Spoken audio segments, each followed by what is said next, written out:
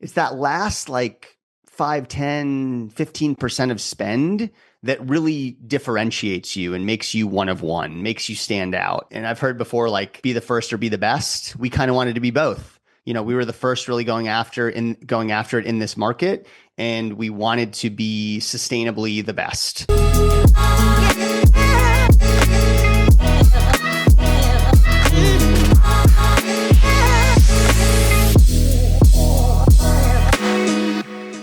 Hi, everyone, and welcome back to the Moments That Matter podcast, the podcast where we take a deep dive into the pivotal moments of today's leaders. I'm your host, Jason Crepero, and on the show today, we have Ben Wollf, co-founder of Stayawasi and Onera. Ben, how are you? Doing well. Thanks for having me on, Jason. My pleasure. My pleasure. I'm really excited to talk to you. I was on your website, went through the mission statement, and it's not often that we have people on the show whose mission statement aligns so closely with ours, in particular, the storytelling aspect of what you do. For those who are listening in and not familiar with some of the projects you're working on, can you just give an overview of you, a little bit on your background and what you're working on? Yeah, happy to. So I'm a hotel developer, owner, operator, marketer. And all things related to hospitality. I feel like I've kind of done at this point. Really started out in hotels, developing these very experiential tree houses and safari tents and sort of very unique style accommodations. And that all started with Onera, our first location in Fredericksburg, Texas. We opened our second location in Wimberley this fall, and we're actually doing an expansion right now. So we've had a lot of success with that treehouse resort experiential stay property in the Texas Hill Country and building up that brand. And actually, from creating Onera, we ended up building out a services business to market and manage these types of properties as well. And now we're actually doing hotel marketing for bigger hotels and resorts as well, because our strategy of leaning into storytelling, leaning into video first content, driving direct bookings has been so successful that we're rolling it out to a broader set of hotels than just tree houses and safari tents. So been working on that over the last couple of years, and actually about to be embarking on developing a new brand, for a new brand of landscape hotel. The name is Bahia. It is a tropical landscape resort in South Florida, just 45 minutes from Miami. Will be the first of many locations, I believe. And it's really bringing this Bali and Costa Rica style experience stateside, which doesn't really exist today. And we're kind of blending agritourism and wellness and experiential hospitality. So a lot of trends converging for that brand and that product. Yeah, I actually saw that post and dug a little deeper. That looks really exciting. And it seems like you're on the forefront of kind of transforming people, showing them something that moves them, giving them an experience where if they're after peacefulness or a getaway or connection with nature, you can find that. What's this new one kind of, so aside from just the Bali, what are you after from like a storytelling or an emotion standpoint?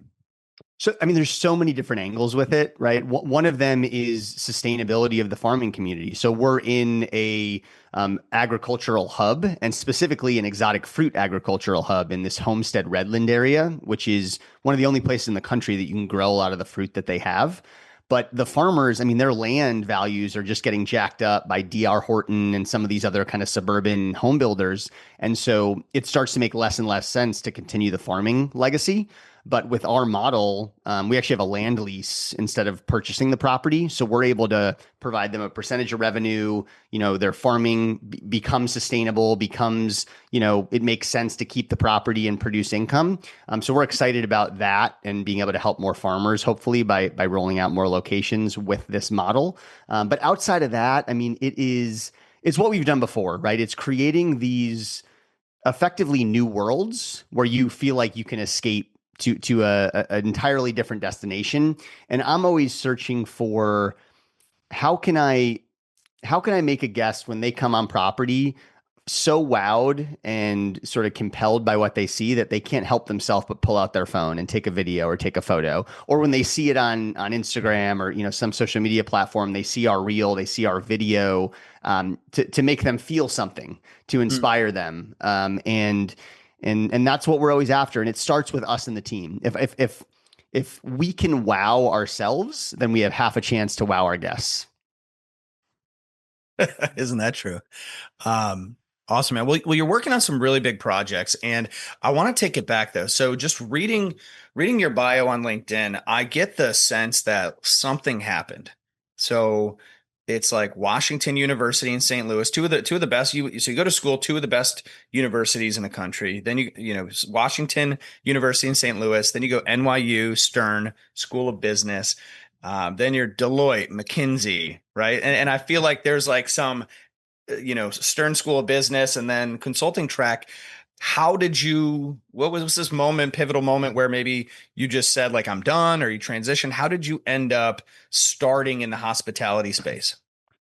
So I think I've always been an entrepreneur at heart. I was starting businesses and ventures, in high school into college and taking entrepreneurship classes. I took a class at NYU, which was really cool, called Entrepreneurship in the New Economy, that was taught by a local VC, which was really Oh, cool. wow. I Yeah, did that's an independent study called Non-Tech Founders in Tech, and came to find out that pretty much all of the tech founders that I talked to either Luxact, an amazing technical co-founder. It's different today because you have like AI no code, and like it's easier to sort of build something without being a developer. But at that time, like you needed to have a technical co-founder, even more so than today. And I found out like, it was their roommate in college or their close friend, or the non-technical founder had so much domain expertise, and that was so critical to the venture that like it couldn't live without them. So this kind of, I don't know, reset my expectations of being a tech startup founder. And I came out of college. I didn't know exactly what I wanted to start yet. And, I figured McKinsey would be a great launching pad, good, would learn a lot, like blue chip company, would give me some credibility. And I was only there for 2 years, right? I did the BA program, learned a fair bit, did a lot of work for, big financial services companies and big healthcare and stuff that I didn't really care about or want to do long term. But I did pick up some things there. Actually, one of the projects I worked on for a big bank, actually out of Pittsburgh, we were doing an offshore project for them. Like, where should they create their offshore call center? And we were looking at Manila and Kuala Lumpur, and like there was a few different places that we were looking at, and that was my introduction to offshoring, which became a massive piece of my first venture, which was first, I would say bigger venture, which was a short-term rental management company. yeah. So we had 20 people in the Philippines at the height of that company, and we still do a lot with offshoring. Currently, less than 25% of our employees are stateside. So have continued that trend, thereafter. And so I've always had kind of entrepreneurship in my blood, and I've had a number of instances where kind of got my butt handed to me and it didn't work out, and I'd have to go and get a job, kind of get reset, and then could go after it again. And that happened even after I left McKinsey. I started this lifestyle and events company. It was a lot of fun. It wasn't a great business. And I ended up getting a software sales job that I did for a couple years, and that was before I really delved into short-term rentals and later hotel development. So was there something about the short-term rentals that made you see the opportunity with unique lodging? Yeah, of course. So in some ways, yes. So short-term rentals, when I got into them in like 2014, 2015, there was just a lack of supply, Mm. especially in some of these markets. And so we were all making money hand over fist with like pretty commodity-driven products. The differentiation was there was just a lot of people that wanted a kitchen, an extra bedroom, and more space than a hotel. They were traveling with a bunch of people. It was kind of earlier days of Airbnb, and there just wasn't enough supply yet. Okay. So we took advantage of that opportunity. We did well with that for a couple of years, but margins started to compress. The regulatory environment continued to get more hostile, and we kind of saw the writing on the wall. But it was really COVID that gave me the kick in the butt to do something different. Because so we were actually on an offsite with our team in the Philippines. It was our first like big offsite. Supposed to be this celebratory event. This was March 2020, like the first week, to give you a sense. Oh, okay. And didn't, at the time, the Philippines had like a few confirmed cases. was not super worried about it. And then all of the news started breaking, right? They shut down Manila Airport. We are there with our 20 people in Boracay. I'm like, I don't know if we know how to get home. It was Yeah. wild. They shut down the border to the U.S. and all of our bookings got canceled overnight. So that was the most terrifying moment I've had in my professional career, I would say. And but it taught me a lot. Like we got through it, perseverance. You know, we worked with landlords. Thankfully, most of our properties were leased or managed. We were asset light, so we didn't get crushed from that standpoint. And we kind of weathered the storm, but it was obviously way less profitable at that point. And that's what really, I would say, gave me the opportunity to like widen the aperture and think about doing something more unique, more experiential. And I'd already kind of felt like that's where the puck was going, but just didn't necessarily have the time and space and that sort of push until the COVID disaster, if you will. So that's when we started looking for land. Me and my wife had just gotten off a 6-week road trip for our honeymoon. So kind of refell in love with the great outdoors. Yeah. We hit up a dozen national parks in like 6 weeks. And yeah, I wanted to create something upscale, all the comforts of home and then some, not roughing it by any means, inspirational, but very focused on nature, landscape, and sort of encapsulating that in a dreamlike stay. And that's what led to Onera. Yeah, I mean it's certainly not camping. It's if anyone who's listening hasn't seen it, I would ask you to go check it out. What's the URL where they could see these? Or Stayonera.com. STAYONERA.com. yeah, I think you've kind of like reimagined it from the ground up. You didn't even say like, hey, we're gonna put some we're gonna do glamping and we're gonna do like cabins and spruce them up. I mean, you really push the envelope with architecture. You're inviting nature in, huge glass panels. What kind of drove you to also innovate on the architecture side for these properties? Because the experience is one thing, the location is another. But normally there's a lot of things people could have done that would have been, let's say, would have cost less, but you spared no expense to make these things happen. Yeah, I think I've always been design forward and architecture forward and like minded. Even when I was a kid, I mean, I did this project. I think if I didn't go into business, I might have gone into architecture. Like when I was a little kid, I designed a home, like my mom's dream house or something, and spent like months on this project when I was in like fourth grade. So I've always been interested in design, architecture, aesthetics. It definitely hit a personal note with me to go that direction.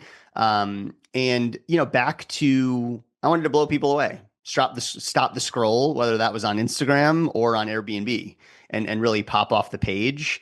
And so, you know, I had this belief then, and I still have now that it's that last like 5, 10, 15% of spend that really differentiates you and makes you one of one, makes you stand out. And I've heard before, like, be the first or be the best. We kind of wanted to be both. You know, we were the first really going after it in this market, and we wanted to be sustainably the best. And I think we've largely achieved that in the Hill Country. Yeah, that's fantastic. And it certainly is Instagrammable. So your places definitely exude that and you create these really awesome moments for people to enjoy their time off. Back to the website. So I was reading on your website that you focus on this modern traveler. How do you all define or look at that modern traveler? And why is it important to even put a label on that? So we have a fundamental belief that travel is changing and shifting, and travel patterns are as well. So I think it's 75 or 80% of millennials and Gen Z are getting inspired and finding their next travel destination on social. It's something like nearly 100% of millennials and below are posting on their trips. So this is only going to increase. It's only going to continue to be a bigger piece of the pie. You know, 6 billion or 5 billion people today, 3 hours a day on social, like that number's only going up. So we view the modern traveler as social first. They want to see what the experience is like in an immersive way. So video is the best way to do that. They want to connect with the property, maybe even the founder and the team. There needs to be some authenticity there, a storytelling component, some sort of hook to pull them in. And really, we view the modern traveler as, in some ways, kind of like the trendsetter, the person in their group that like other friends will ask, "Where's the cool place to stay?" And they have a lot of social currency, and in some ways, like their identity is wrapped up in knowing these cool places to stay and having these amazing stories of these highly unique experiences. And I think more and more people aspire to be that way. Yeah, there's definitely a social currency in which I look better if I'm the one sharing or being able to turn people on to something that they haven't seen before. Yeah. Definitely see Or, that. or even like tell the story in the flesh, right? Dinner party story, whatever, like being able to describe this experience and, have this sort of novel, unique experience they can share. We talk about that a lot at Hover. So people always talk about the power of word of mouth, right? And that's great. One thing that gets overlooked a lot is that when you are talking to somebody and you hear about a place in terms of like word of mouth, it's always being told to you as a story. No one would say, we went to this wonderful resort in Bali. They had 47 lawn chairs out for us to sit in. And there was six cabanas that you could rent. Like that just doesn't happen. They wrap it up in a story. We got there early, unpacked our bags. They let us hit the pool. They give us these bracelets. And by 3 o'clock, we're sitting in the chairs with our feet in the cool water, having a cocktail. Like people wrap it in a story. You don't tell facts, but when you often go to a website to look at some of the videos of the place and try to get some understanding, you often read facts. You have to read facts, and that's just not how people connect. Totally. Yeah. I mean, fact dumping is not the way to go. In all of our content and all of our marketing, we're always trying to find a way to weave the story and Mm. allow the guests to envision themselves there, which, 28 keys, a 2,000 square foot event space, like those sorts of things do not help you envision yourself in a location. Yeah, yeah. And you also do something really interesting. So a lot of times when we look at properties, they're telling a story, but it's like the property and the guest and wrapped up. You do something really interesting on social. I follow you on LinkedIn, where you give the followers on LinkedIn, at least, this kind of behind the curtains look into the process of building these places and creating these spaces. What was the genesis for this? When did you start to think like, hey, we're doing something really cool and maybe we should let people in on the process too? Yeah, we call this founder led or build in public, and I think it's Mm. becoming a bigger and bigger trend. I'm shocked at how many people stay at Onera because they've like seen me on LinkedIn and then they want to go experience the place. It's not why we started doing it. We did Yep. it more for like business development to build the services business than we did to sort of drive guests to Onera, but it seems to have that effect as well. I think one of the initial motivations was seeing Isaac French's success. Buddy of mine who started Live Oak Lake, somewhat similar property to Onera up in Waco, and he started sharing about it. He was on like My First Million, and he started sharing about it before I did. And I was like, man, we actually built a bigger property. I think some of our units are even more unique. Maybe I should start sharing about this stuff too. Yeah. And so I did. That was, about 2.5 years ago or so now. And I mean, rest is history. We've had so many opportunities come from it, whether it is new clients for the marketing business, new, partnership opportunities for a landscape hotel deal, investors, you name it. It's sort of come our way inbound because of the personal brand. And you know, I think there's really an element today, and probably has been for a long time, where people really trust and love people, and they tolerate brands, and they often detest corporations and businesses, right? So if I can connect with you as a person, there's so much more trust built there. I want to do business with you so much more than if you're just a logo. Yeah. So, and you see that with Elon Musk and Tim Cook and all of these CEOs. I mean, you look at their follower accounts, it's like orders of magnitude higher than their corporations, their brands.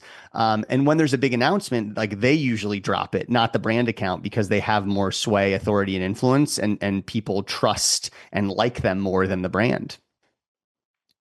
Yeah. Wow. I've and for you, it's interesting because you're doing both. So you have the marketing agency and the services there, right? Social media, digital advertising, revenue management. Yep. I think I We saw property management too. we do full service property management for a select few properties. We may be expanding that. It remains to be seen. But right now, it's for like properties like Onera.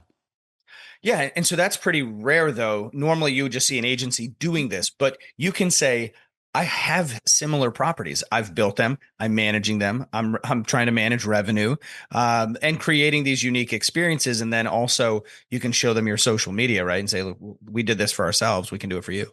I think it's super compelling that we can say we're actually owners, we're operators, right? Like we get it, right? So many agencies don't get it from the owner perspective, and we do. I often say an agency by owners for owners, right? This Awasi came out of a pain that I had, which was we hired a social media marketing agency. We saw no results. I mean, they were sending a junior employee once a quarter with an iPhone to get content. And like, I was not a big social media guy at that time. And I was like, this isn't going to cut it. We weren't seeing growth. We weren't seeing engagement. So me and my co-founder were basically like, all right, we got to build the team. We got to do it ourselves.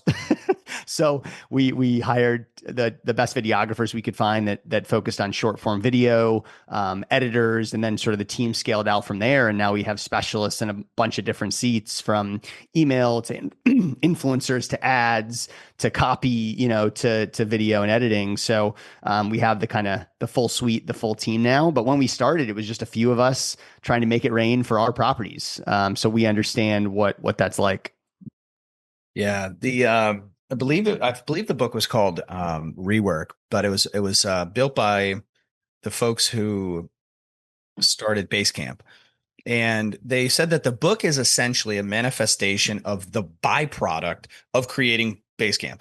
So creating this management software, we learned so much in doing that the book is the byproduct. And in any industry, if you, let's say you are stamping aluminum, well, you're going to have scraps. What do we do with the extras? What can we do with those, right? Is there something of value? And so it's really interesting that all of the things that you hit on, right? And then maybe some of the learnings that you had, some of the failures in this process, you were able to say, hey, the byproduct of this is probably an agency that can help other people do the same thing. 100%. And it was very organic. I mean, our first client was like, please help. You guys are killing it. You're friends of ours. They had, these luxury safari tents in Wimberley, which is really close to our second location. They were already friends and they had done super well during COVID. And then when the post COVID boom was softening for outdoor hospitality, their revenue really dropped off a cliff, and they didn't know what to do. And so they reached out to us, and I was like, yeah, I think we can help you. And thankfully we were able to. So we took over revenue management for them. We took over social, and their revenue was up 68% year over year from when the first year that we took over to the year that they were seeing the dip post COVID. So they're over the moon, right? They love us. They're referring us to other clients. We've generated videos for them totally organically, 5.5 million views, 2.8 million views. Like we have had a handful of videos do over 2 million views at their property, close to 100,000 followers. And they're thrilled. I bet. I bet. And now the ultimate goal, right, is that you hope these video views then drive people to the website and they drive bookings. In your line of work, do you get customers who are like, okay, it's great that we got these views, but like, what does that translate to? And in particular, have you all been able to quantify the value of just even one video view? Like how, because we find that where we're like, hey, well, 30,000 people on your website watched videos this month. And we have some attribution as well where we can tell, what that value was in terms of booking, but there's a lot of value just in having those eyeballs watch your video. There is, and we've done a lot of work on this, and I'm sure revenue attribution for organic social is one of the biggest challenges out there. Anyone tells you that they can do it 100% is lying, at least with tracking. That's what we found. We've yet to find an agency, yet to find a specialist that can do it, flawlessly. And I had this experience with Onera firsthand, and it was extremely frustrating. So we had Google Analytics set up. All we were doing for marketing was organic social. We weren't doing ads yet. We weren't doing PR. We were doing, basically no SEO, so almost nothing except social media. And Google Analytics was telling us that 1 to 2% of revenue was coming from organic social. And I'm like, that can't be right. Like, there's no way. So we spun up a survey and we went old school. So when somebody checks out online, we ask them how they heard about us. 50 to 60% of people say they heard about us from social. So that's a massive miss, right? 1 to 2% versus 50 to 60%. Wow. And so gave me real pause. It's not all of Google's fault, right? Some of this is built into the buyer behavior. So you see a reel on Instagram, right? Maybe it's your first touch point. You follow the account. You see a few more reels. Now you know the name of the place. And when you go to book, you just Google it. Shows up as branded search.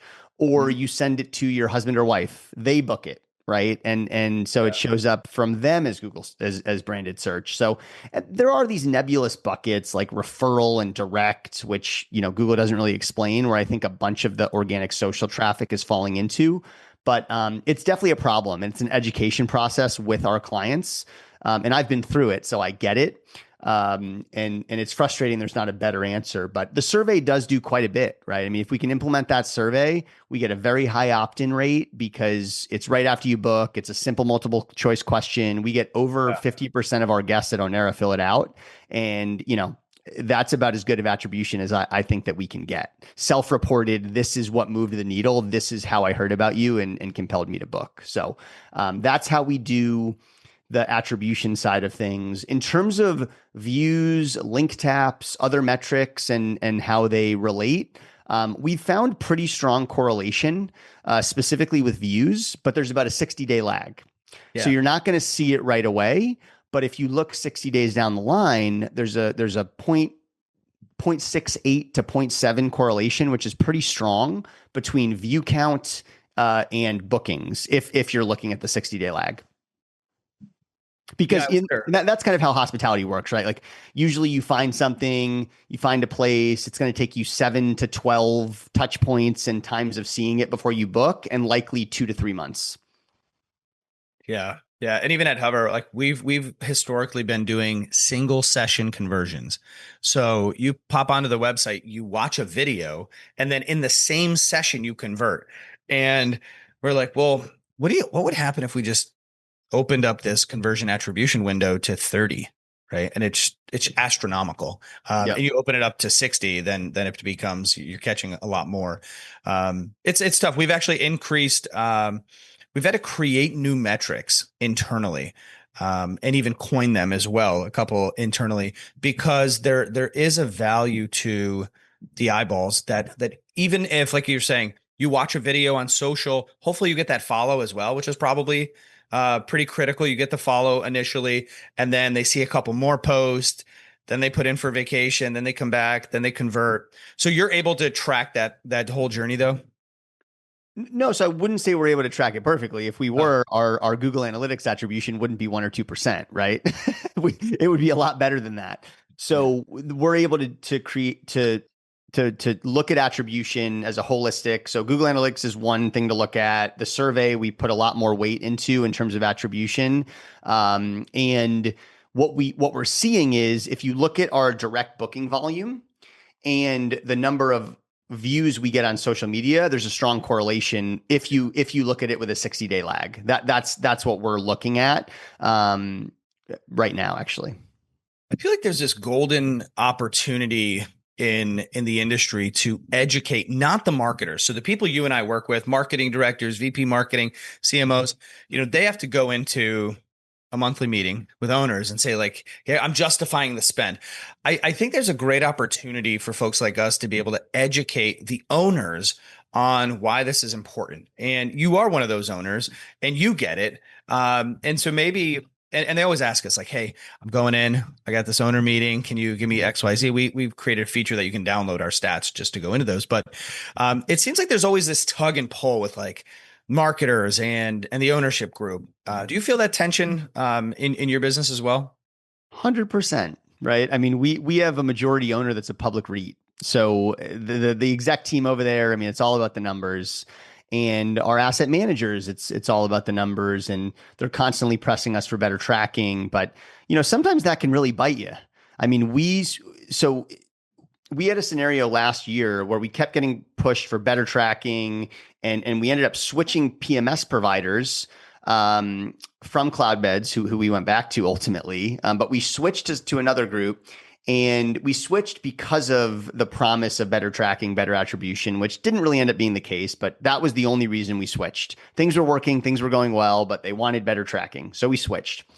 And our conversion rate got cut in half. The booking engine was super glitchy.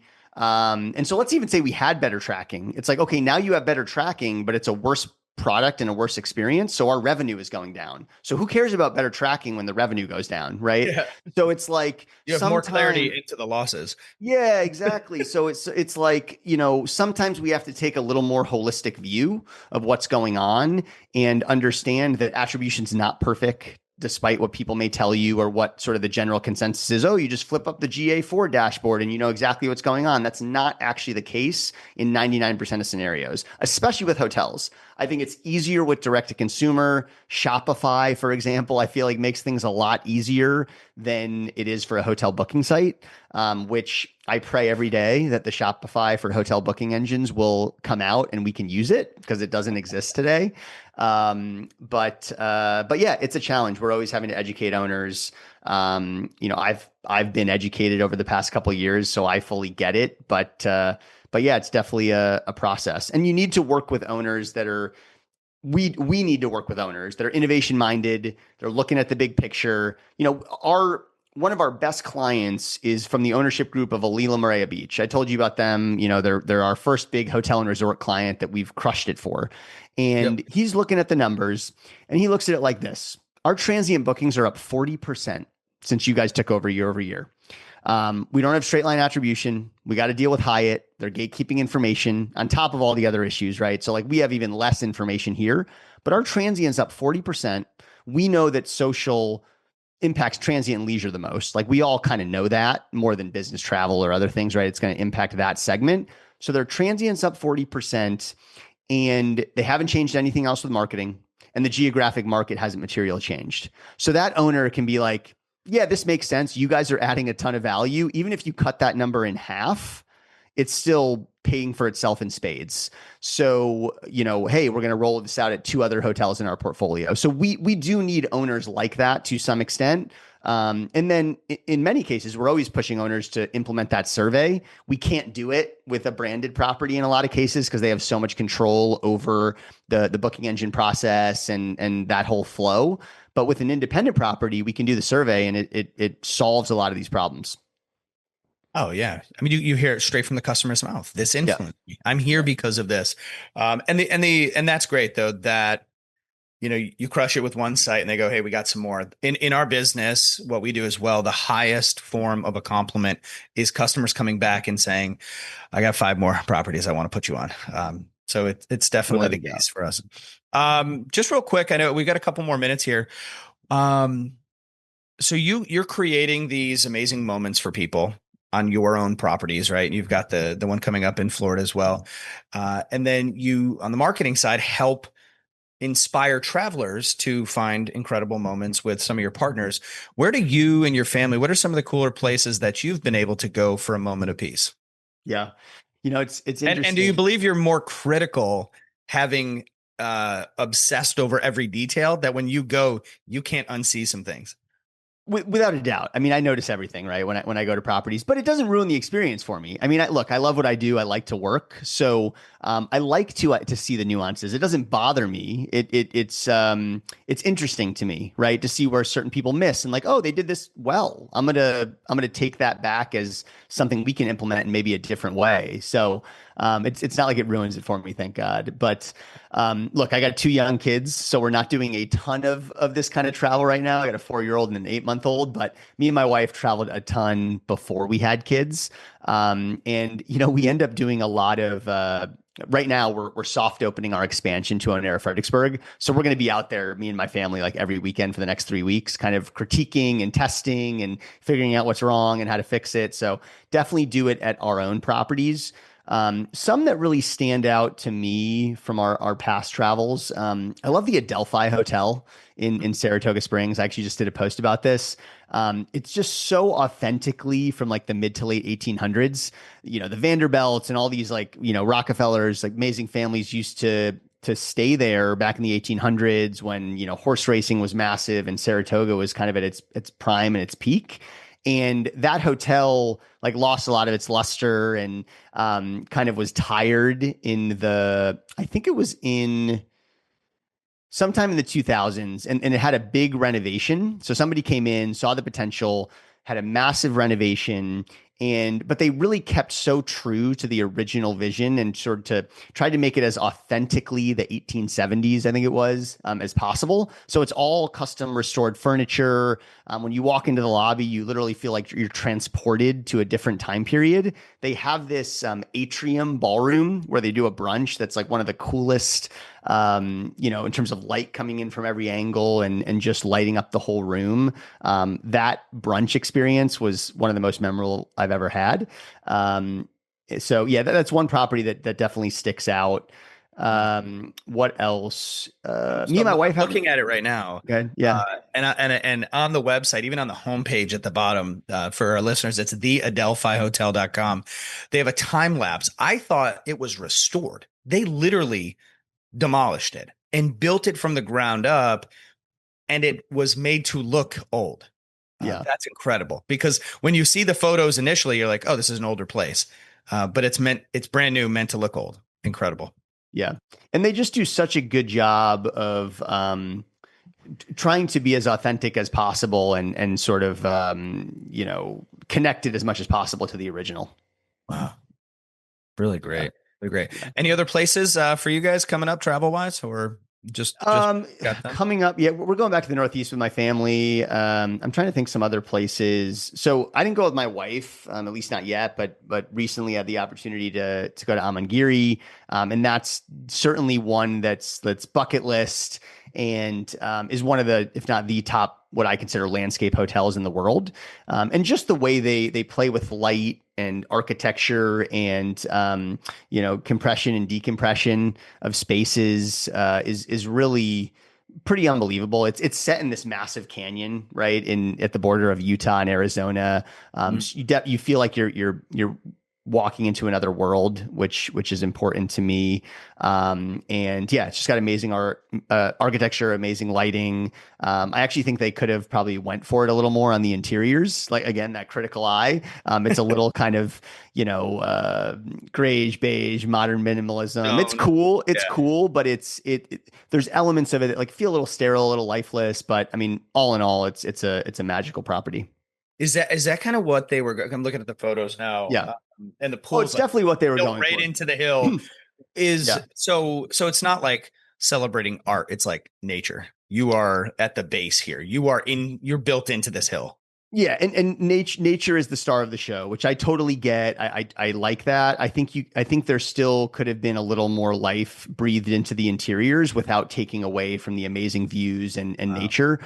It's very quintessential Amman though, right? It's this like modern minimalism, and it kind of looks the same in all of their properties, which is very typical of a hotel, right? It's very similar interiors at every property. But look, it's the framing of the views is incredible. How they built that, the pool into that rock cliff Yeah. face. Just yeah, super iconic. One of the most Instagrammable spots there is. It looks incredible. And for the listeners, it's Amangiri. It's Amangiri in Utah. Really beautiful spot. Awesome. Well, and one last thing for you, Ben, before we let you go. We have some younger audience as well. I do a lot with local universities. Any advice that you would give to someone who doesn't have to be maybe building their own hotel, but getting into the hospitality space, that you would maybe a tip or a piece of advice for them to always carry with them as they build their career? Yeah, I think that understanding and learning content and personal brand, I think kind of helps you regardless of the industry you're in or what you want to set out to do. I feel like personal brand is like the new CV, the new resume. And so seeing what other people do well, starting to emulate that, and starting to build that from the moment you embark on your career, I just think has such amazing compounding returns.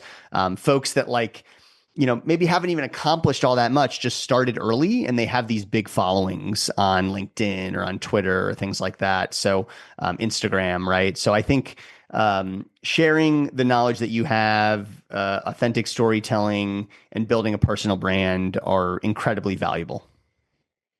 Awesome. Well, thank you for that advice. And just in case anyone wants to reach out to you, what's the best way to get a hold of you for one of our listeners to reach out to you? Yeah, you can hit me up on LinkedIn, Ben Wollf with two F's, Twitter at Unique Stays Guy, or Instagram, I am Ben Wollf. Awesome. Awesome. Well, thank you for your time. You are definitely one of the innovators and leaders in the industry. We're so privileged to have you on the show. And thank you, the listeners, for tuning in once again. As always, hope you had a great show. Hope you enjoyed this content.